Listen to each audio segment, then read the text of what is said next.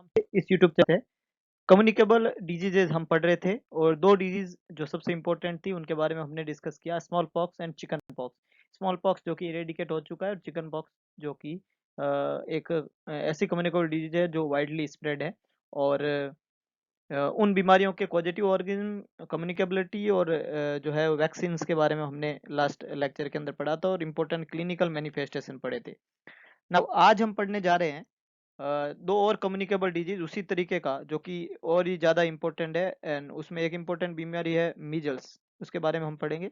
Measles जो है उसका मीजल्स किस तरीके से रहता है, क्या उसका कम्युनिकेबल पीरियड है, क्या इसका इंक्यूबेशन पीरियड है और क्या उसका लाइन ऑफ ट्रीटमेंट है।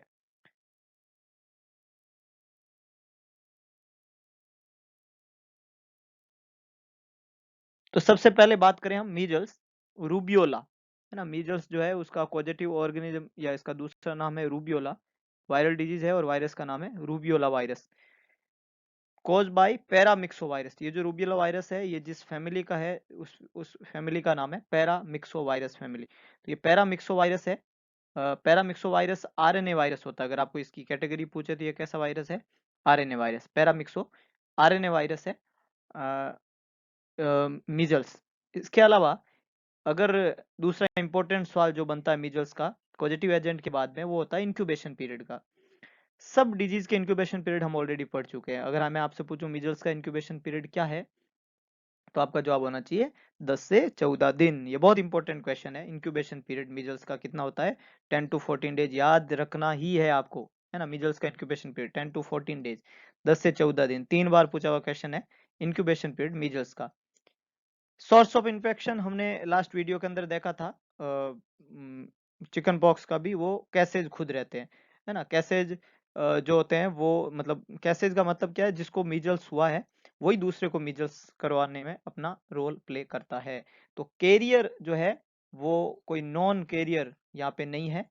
जो कैस होता है वही पर्सन से दूसरे पर्सन में मीजल्स को स्प्रेड आउट करता है। ये इंपॉर्टेंट बात है।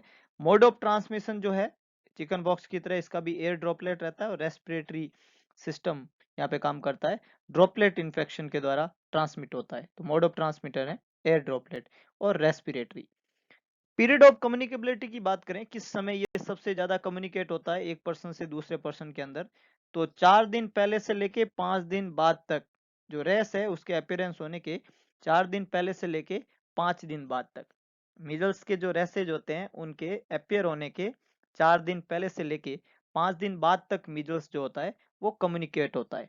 तो ये जो रेसेज होते हैं मीजल्स में, इसकी स्टार्टिंग जो होती है वो हमेशा रेट्रो ओरिकुलर होती है। रेट्रो ओरिकुलर का मतलब होता है कान के पीछे से, है ना। अगर मीजल्स के रेसेज की हम बात करें तो इसका रेसेज जो होते हैं उनका ओरिजिन जो होता है वो कैसा होता है?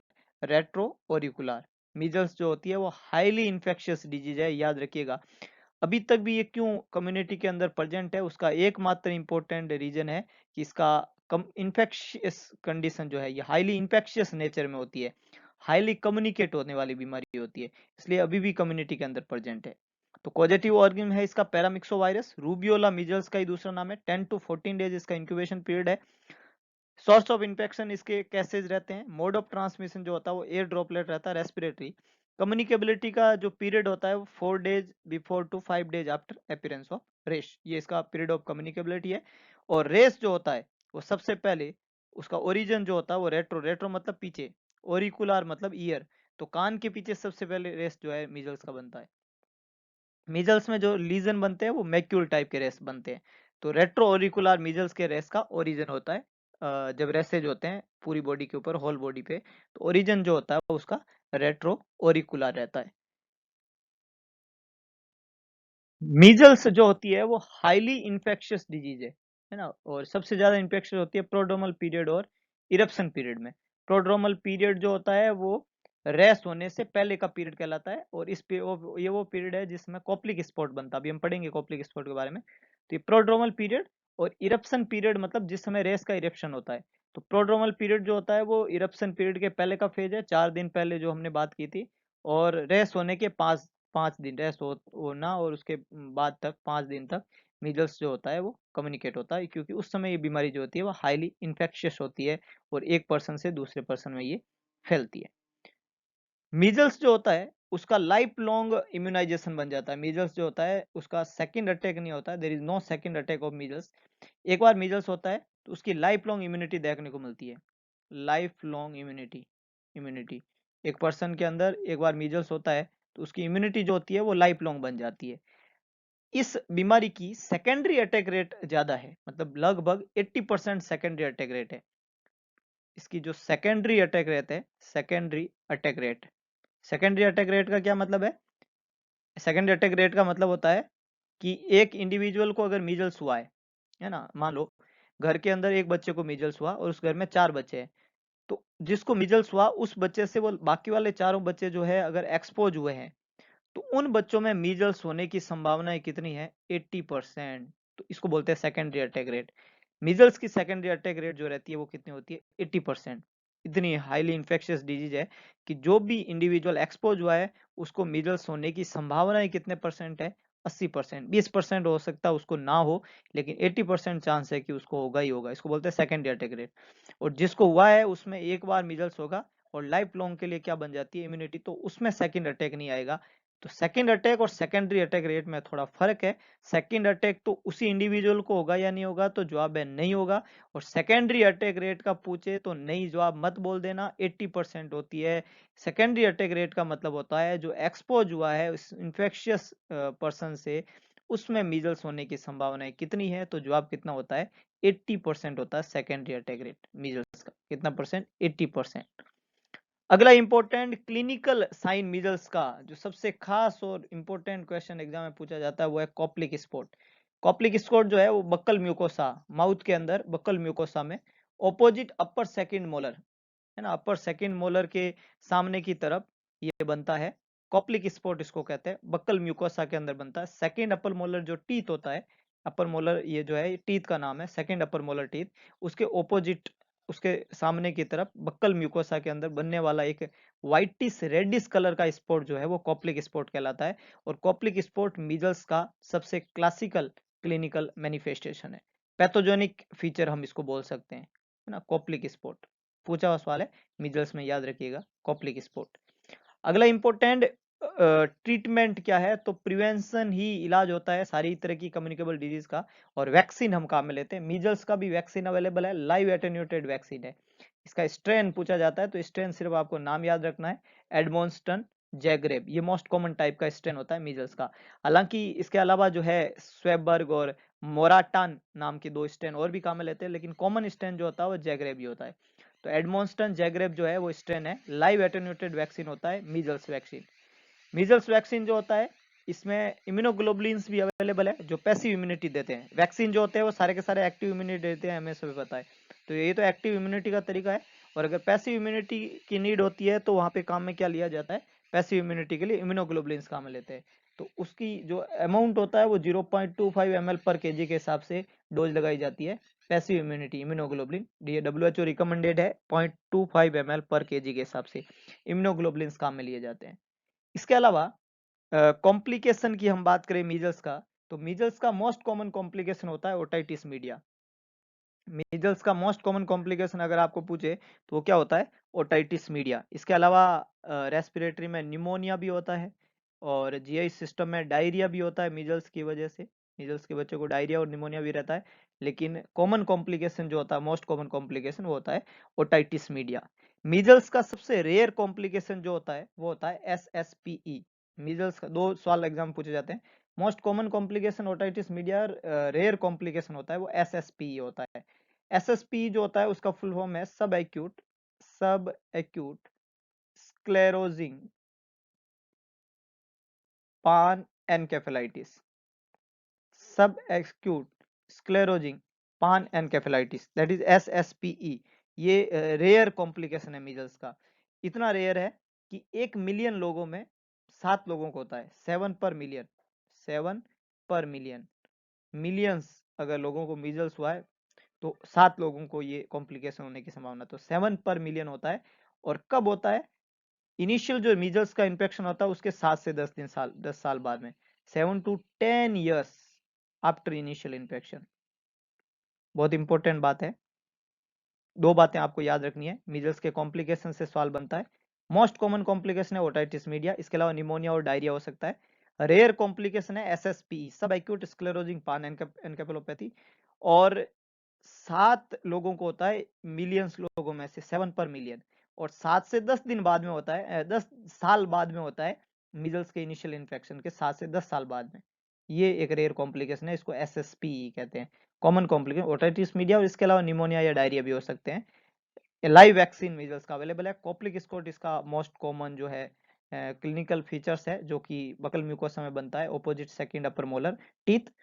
सेकंड अटैक मीजल्स का नहीं रहता है, सेकेंडरी अटैक होने की संभावना 80%, लाइफ लॉन्ग इम्यूनिटी बन जाती है एक बार में ही, इसलिए सेकंड अटैक नहीं होता सेम इंडिविजुअल में।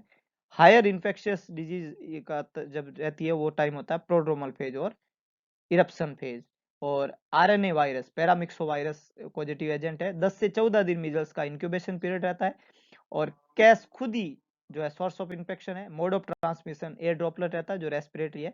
और पीरियड ऑफ कम्युनिकेबिलिटी 4 दिन पहले और 5 दिन बाद में रेस के अपेयर होने की। रेट्रो ओरिकुलर ओरिजिन रहता है मीजल्स के रेसेज का। ये इंपॉर्टेंट डिजीज है मीजल्स। ये कुछ खास बातें मीजल्स के बारे में जो आपको याद रखना है। और मीजल्स डिजीज अभी तक चैलेंज बनी हुई है समाज के अंदर, एलिमिनेट नहीं हो पाई है, क्योंकि इसका इम्यूनाइजेशन सिस्टम बड़ा वीक है, इसका इन्फेक्शियस नेचर बड़ा ज़्यादा है, हाईली है। पॉपुलेशन जो है इसको एक्सेप्ट नहीं कर रही है, एसेस नहीं हो रहा है सारी पॉपुलेशन तक। ज़्यादातर जो होता है माल नरिश बच्चों में ये बीमारी ज़्यादा देखने को मिलती है, और बीमारी होने के बाद में उसका माल न्यूट्रिशन ठीक करना जरूरी होता है। उल्टा जो है लोग उसको खाना पीना बंद कर देते हैं, बाबा जी के घूमना शुरू कर देते हैं, उससे प्रॉब्लम बढ़ती है। इम्यूनाइजेशन नहीं कराते हैं, रिफ्यूज कर देते हैं मीजल्स के इम्यूनाइजेशन के लिए। तो ऐसे बहुत सारे रीजन है जिसकी वजह से मीजल्स अभी भी चैलेंज बना हुआ है, और मीजल्स जो है उसको इरेडिकेट हम नहीं कर पाए।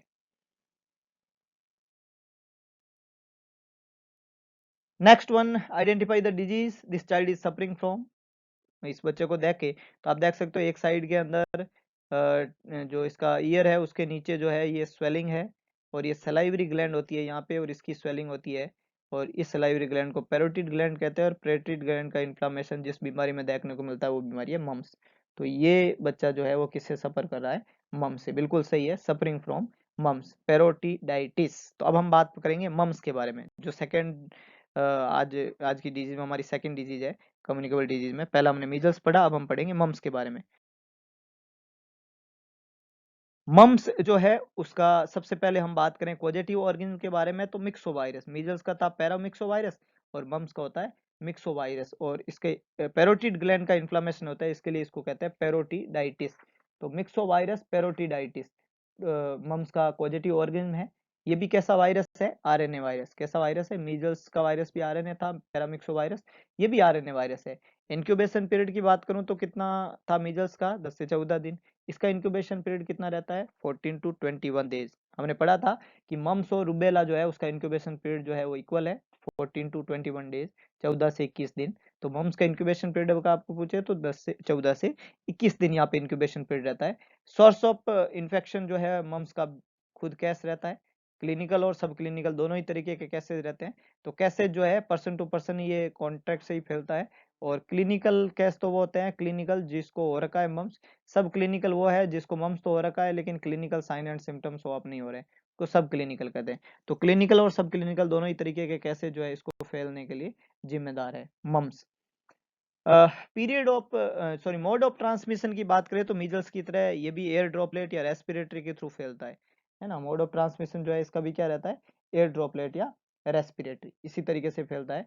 और पीरियड ऑफ कम्युनिकेबिलिटी जो होती है मम्स की, पीरियड ऑफ कम्युनिकेबिलिटी की बात करें तो जो रेसेज है उनके अपियर होने के पीरियड ऑफ कम्युनिकेबिलिटी में 4 से 6 दिन पहले से लेके 7 दिन बाद तक सिम्टम जो है, सिम्टम के ऑनसेट होने के 4 to 6 days before to 7 days after onset of symptom, इसका पीरियड ऑफ कम्युनिकेबिलिटी रहता है।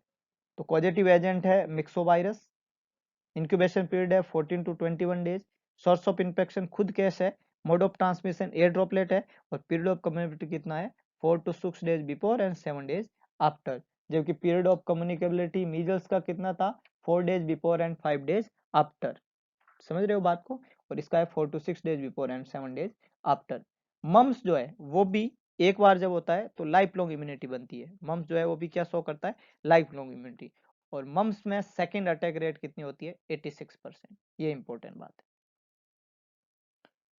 रेस जो है, सॉरी ये मीजल्स के लिए था, रेट्रोरिकुलर, इसके अंदर रेस रेट्रोरिकुलर नहीं बनता है, इस लाइन को यहाँ से हटा दीजिए।